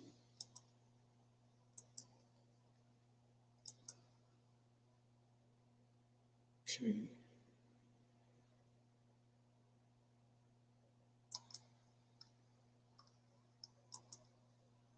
So here we go, right here. So when we get off into this, you're gonna see what I'm talking about the New Testament and how to rightly divide it. Even take this same understanding to the Legends of the Jews, all them books. So it says Kabbalah, right? What is it? It's an esoteric. See that? That's what the New Testament is. That's why they talking about Ezekiel 37. You can't see what the Most High is trying to tell you in Ezekiel 37 because they got you thinking esoterically. See that? It's an esoteric method. See that? A method, discipline, and a school of thought of Jewish mysticism. See that? I told you all that coming out of Babylon. That's what the Babylonians, the Chaldeans was dealing with. Mysticism, magic, and all that. And crossbreeding animals and all that.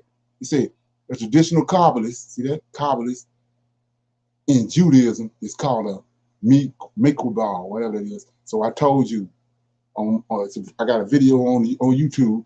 These Alexander conquests stopped in India, and they was dealing with Buddhism. Buddhism that's how they get Christianity. These people mixing all these religions together. They mixing everything they come in contact with. They mixing. So they got a hold of our records. When Antioch Epiphanes ran us out, they mixing all this. That's how you get Christianity. See that? Jewish mysticism. A traditional Kabbalist in Judaism is called a Makbah. The definition of Kabbalah varies according to the tradition and aims of those following it from its religion origins as an integral part of Judaism. See that? Judaism ain't got nothing to do with us. Judaism tied to these 9 candlesticks over here. Judaism tied to the synagogue. Judaism tied to the people that left Israel and went up into the European countries. Israelites went to the west coast of Africa. So, keep going. We're going to read some of these definitions. The Kabbalah Center is dedicated to helping us discover the purpose of you and can not only achieve the life you dreamed of, but also share your blessings with others. Your act of selflessness and positivity creates ripples effects across the globe that contribute to an instrumental change. So let's look at that. Because I went over all this before with Judaism, cynics, and all these people that came about from just way before Christianity. And you got to go back and deal with that to find out how you got Christianity. So see what he says?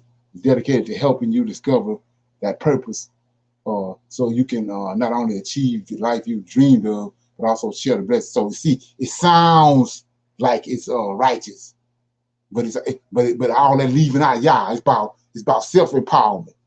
About you ain't got no creator, ain't no creator. It's about you self-empowering your own self. That's how the Greeks think, philosophizing and all that. And so the literal translation of the word Kabbalah is that which is received. to receive. We must be receptive. We must open ourselves, creating a vessel in which to observe that which is we wish to understand or grasp, as in turn it becomes part of a Kabbalah. See that?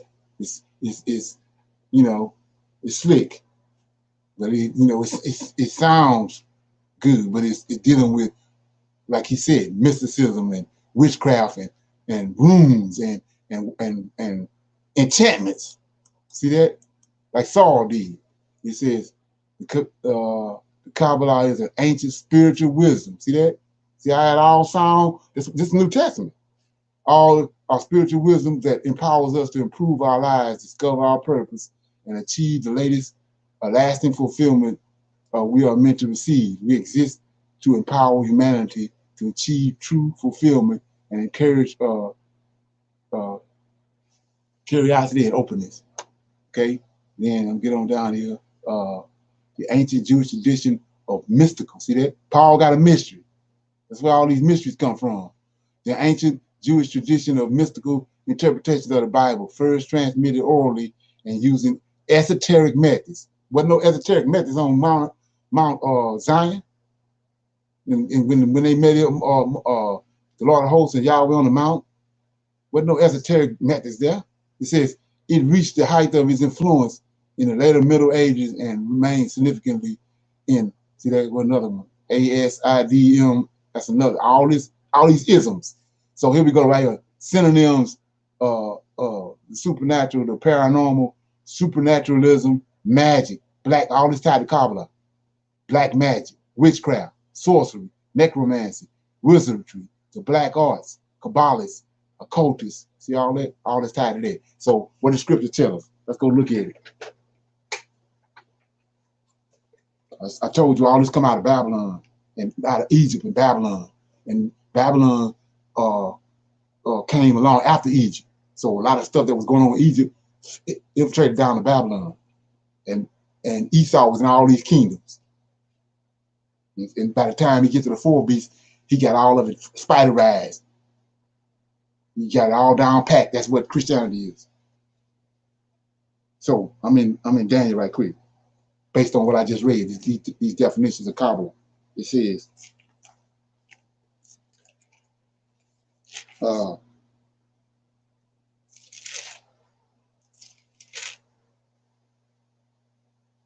I'm in chapter 8, and he gives an interpretation of the dream that he had about the ram and the he-goat. I'm in verse 21. And the rough goat is the king of Greece, and the great horn that's between his eyes is the first king, that's Alexander. Now that being broken, whereas four stood up for it, 4 kingdoms shall stand up out of that nation, but not in his own power. And in the latter times of their kingdom, the Greek kingdom. See that? The Greek kingdom. When the transgressors are come to a fool, a king of fierce countenance, understanding dark sentences shall stand up. Here you go, right here. Spiritualism, magic, black magic, witchcraft, sorcery, necromancy, and wizardry. They go to dark sentences right there. Still continuing on to the day. And that's what happened at the Council of Nicaea. They took all this, combined it with our records that they got when we ran out, and that's how we get where we at today. So let me show you something else right quick. Questions while I'm doing this. Anybody got any questions? Okay, so here we go.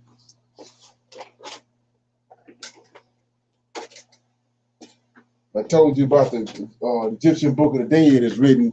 Everything that Horus said in the Egyptian Book of the Dead is written. Egyptian Book of the Dead is written in red. That's where they got that from in the New Testament. Jesus is Horus. You got to catch up with that. So let's look at this. See that? This Kabbalah right here. Like I say, be very, very careful. So this Kabbalah. So see what it say? Tree of life. So who the tree of life in the Genesis? Okay, hold up.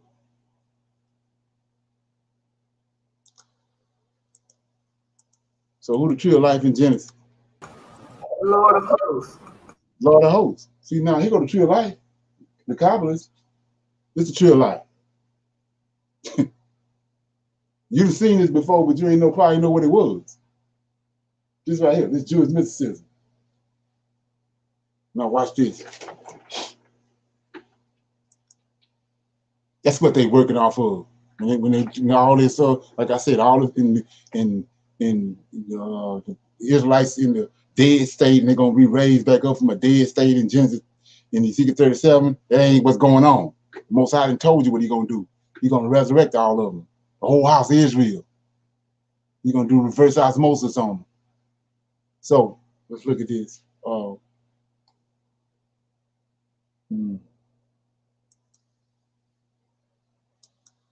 I told you He created a man. He formed a man and a woman. I mean, He created a man and a woman, then He formed a man. It's a man called Adam, and it's a race of people called Adam. Let's look at this. Hope I get the right one.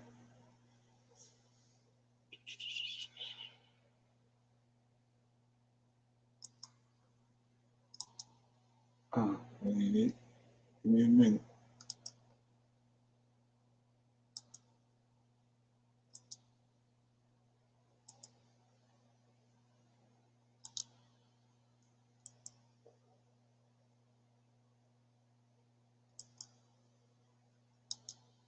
See that? See that? That's the same thing I'm showing you over. I showed you over here. Now see that? They got the man right there. Look around here. Mars. They got Mars tied to the bottom part. Over here, that's his loins right here. That's his loin. Mars there. So why is it Mars? That's a planet. That's why is it Mars? That's what I told you before Genesis 1:1. All the planets was operating. This is where Lucifer was at, on Mars. Then when he returned to the earth, when and shining light on the earth, everything was dark. He returned to the earth and shining light on earth. He never did restore these planets. That's why they got all kind of drama going on with them. Gas around. You can't even get on some of these planets. Is gas around. That's not created. That's not created. Coming from a creator. A creator don't create stuff like that. Something happened. The reason they like that. That's what happened when it's called Tuhu Boohoo. We call total chaos what was going on with Satan. Cast him and them angels in the outer darkness. The whole thing was dark. That's what Genesis 1 and 2 say. Let's look at it. Genesis chapter 1, verse 1 says, in the beginning, God created the heavens and the earth, right? Then something happened between 1 and 2. Verse 2. And the earth was without form and void. See that? It wasn't formed like that. That's Tuhu in Hebrew. Without form and void. Darkness was upon the face of deep. He had already judged it. And then so he returned into the earth. That's why he told them, replenish the earth. You know, the whole earth was covered with water, just like in Noah's time. He caused a flood. And like I said, he returned to the earth, shined light on the earth. He didn't never deal with these planets again. Right here. But see, they know that. But see how they doing it? They got Mars down here over the man's loins. You go back to the Romans, the Babylonians, all of them, they dealt with Mars. The Ides of March. That's what got Hitler killed. I mean, not Hitler, but Julius Caesar. See the chakras? All that's the mysticism and all that come out of India, Buddhism. That's what JC is. Let's look at it right quick. Let me get this right quick. No question. Anybody got any question?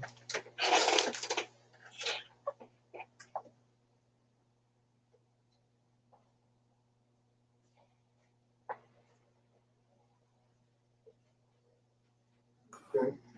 I do. I thought Satan was synonymous with Saturn. Satan is a title.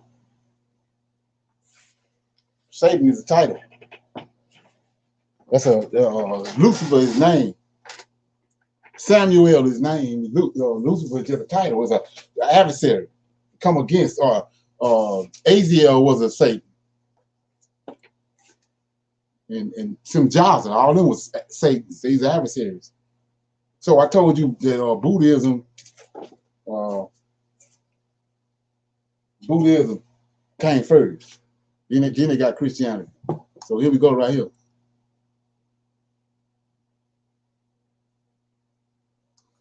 Okay. See that right there?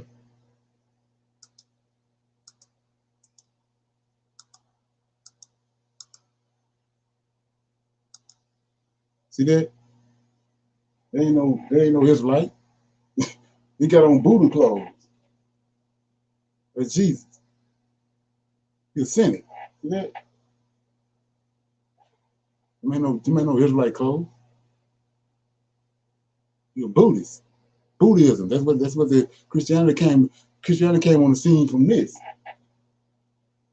Buddhism. Then let's look at this.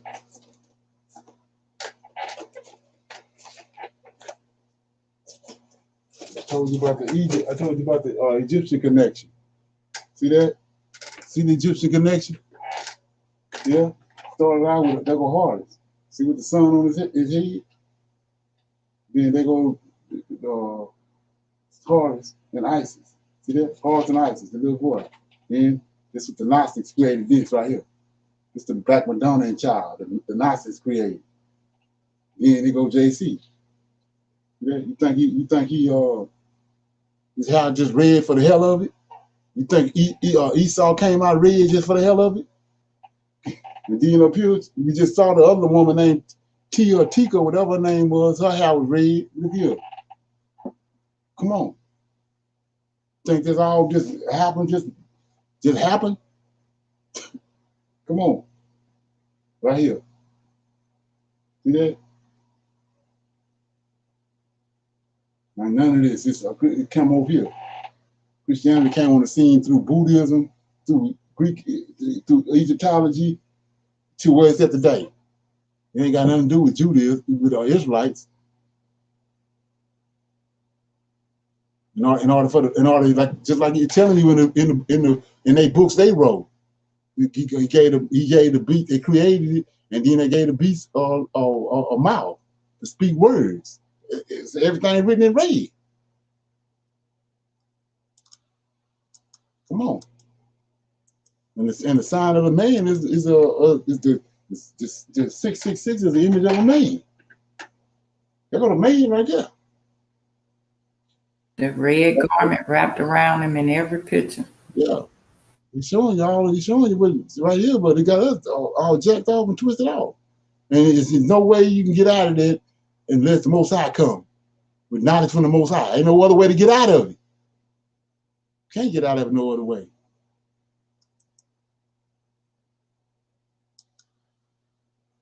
Okay? Any questions? I had something else. And they all have a sundial around their head like a halo. Right. It's called that's where they got it from. So I mean, like I was saying before, I'm showing you some of this stuff, but some of these books I don't deal with. I got them, but I don't, I went in there and did what I had to do with them and got on away from them. But like I said, you do with them what you want. But here you go, the one right here. You want to check it out. So this was tied to this book right here. This was tied to, all these people dealing with these, and what they saying and writing. If you don't know nothing about them, it's going over your head. You thinking it mean one thing, they don't mean that. They ain't talking to you, because you don't know nothing about it. But let me show it to you.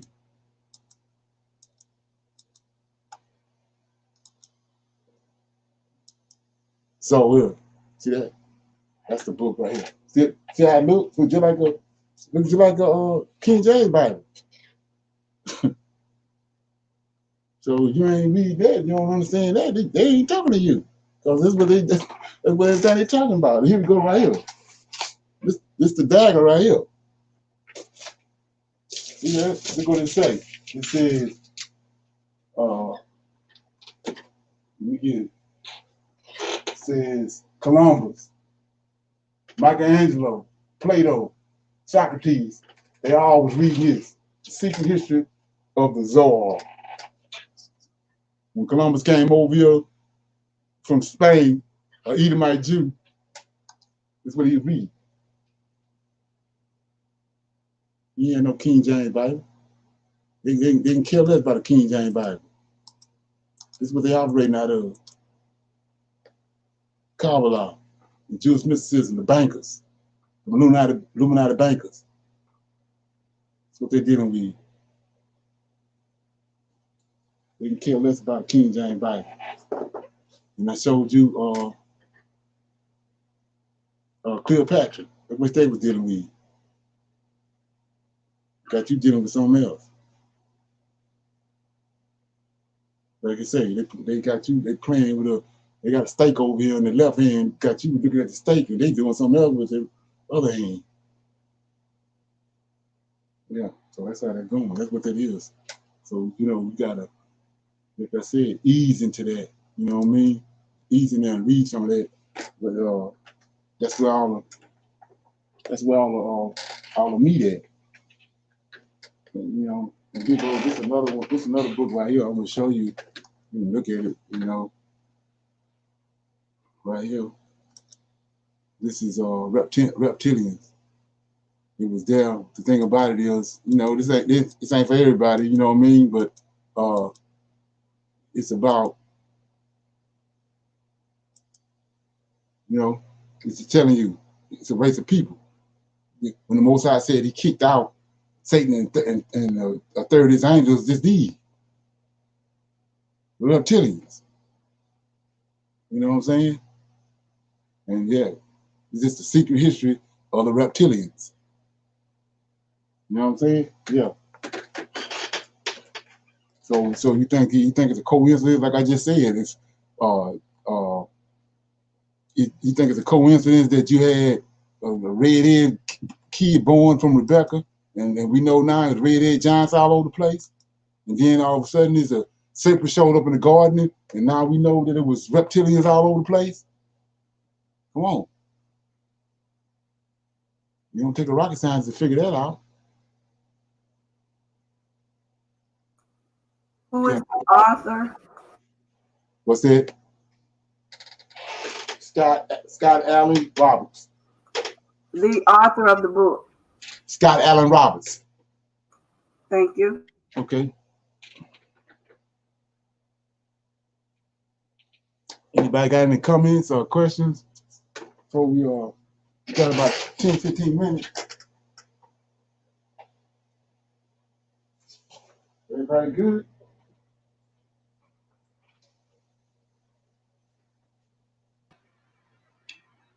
Yeah, that was a lot to take in today.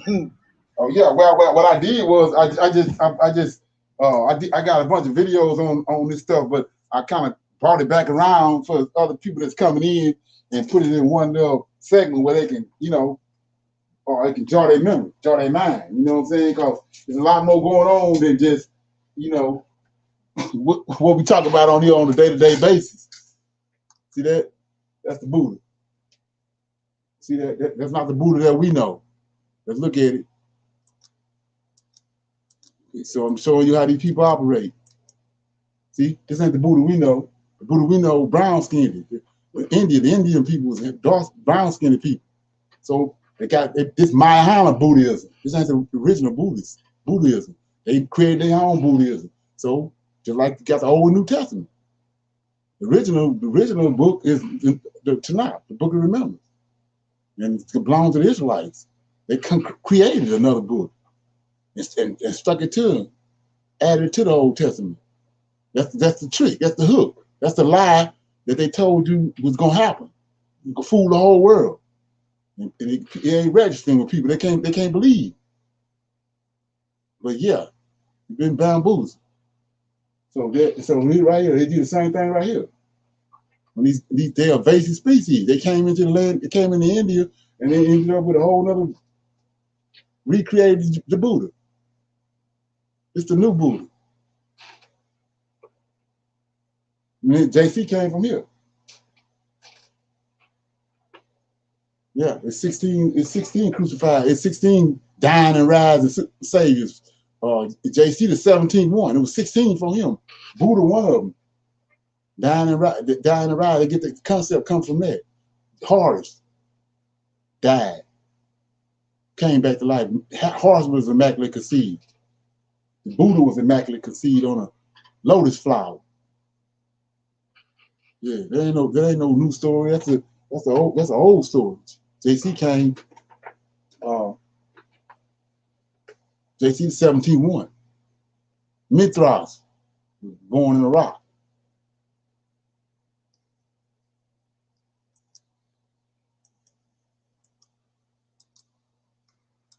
Okay.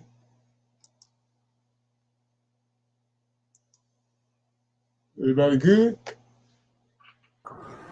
I wanted to ask if you knew anything about the happenings over in South Africa right now, where they're having those riots over there, and whether it is going to have anything to do with our return. Say, so you said it again? The riots that are going on. Yeah, that's all orchestrated. That's all orchestrated. I was going to talk about that, but I didn't want to take too much time up on at the beginning of the class. I was going to try to go on this, but they in Cuba, if you notice, they riding in Cuba right now.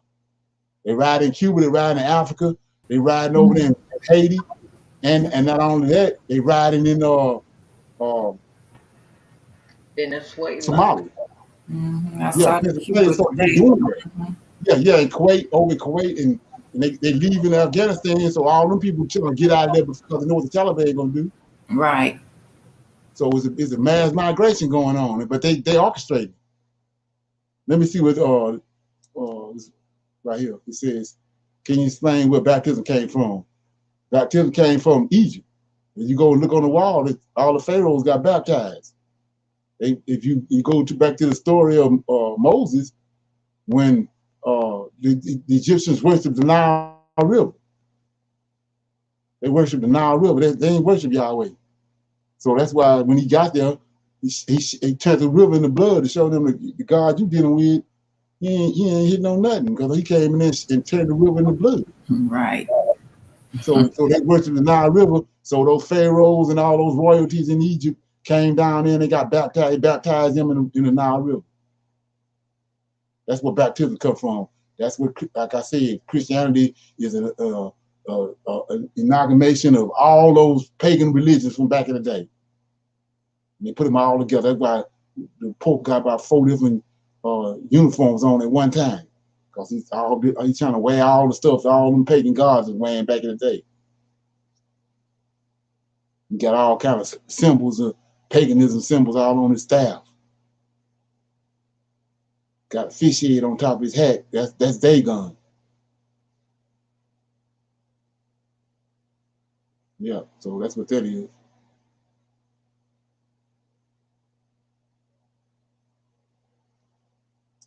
Okay, says in Revelation 31, JC refers to himself as Amin.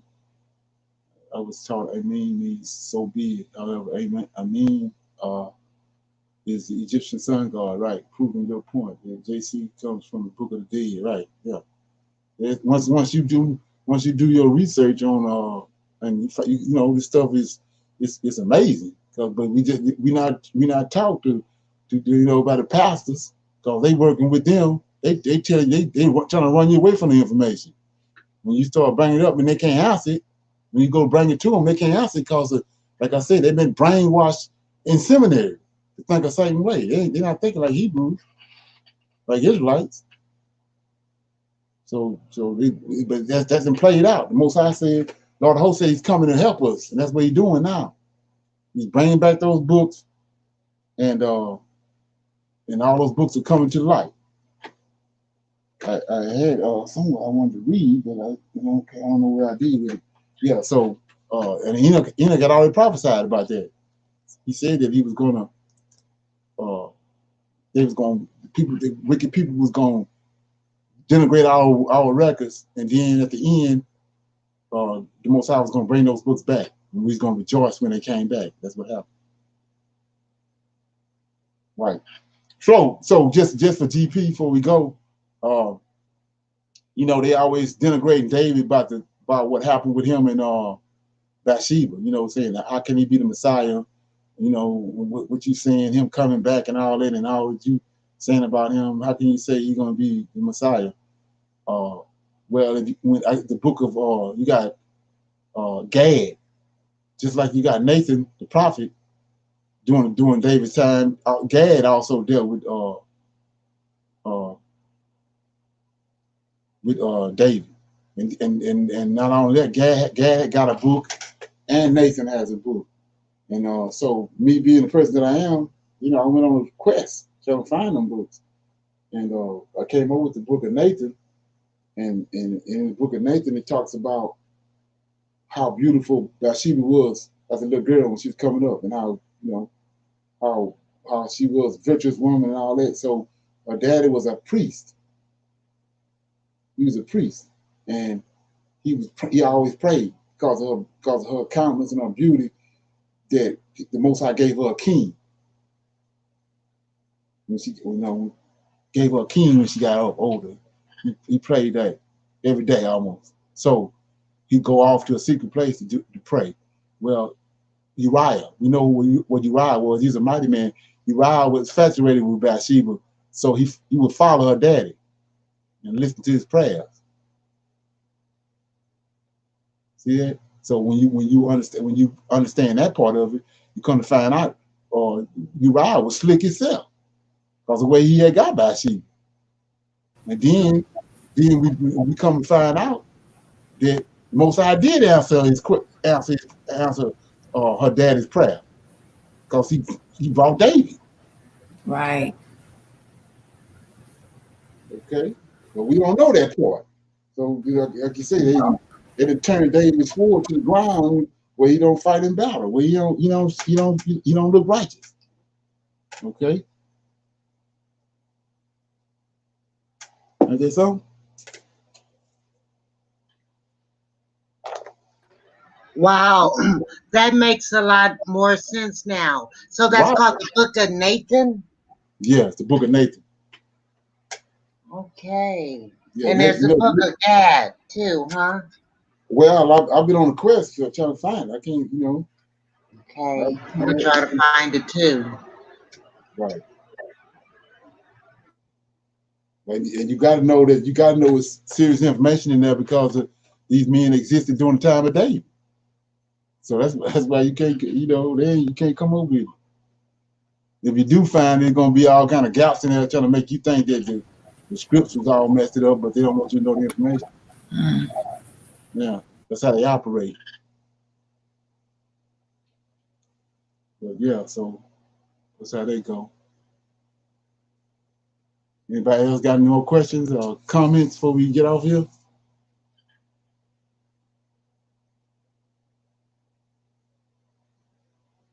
Okay.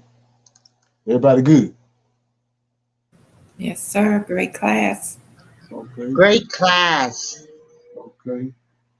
So let me do this right here.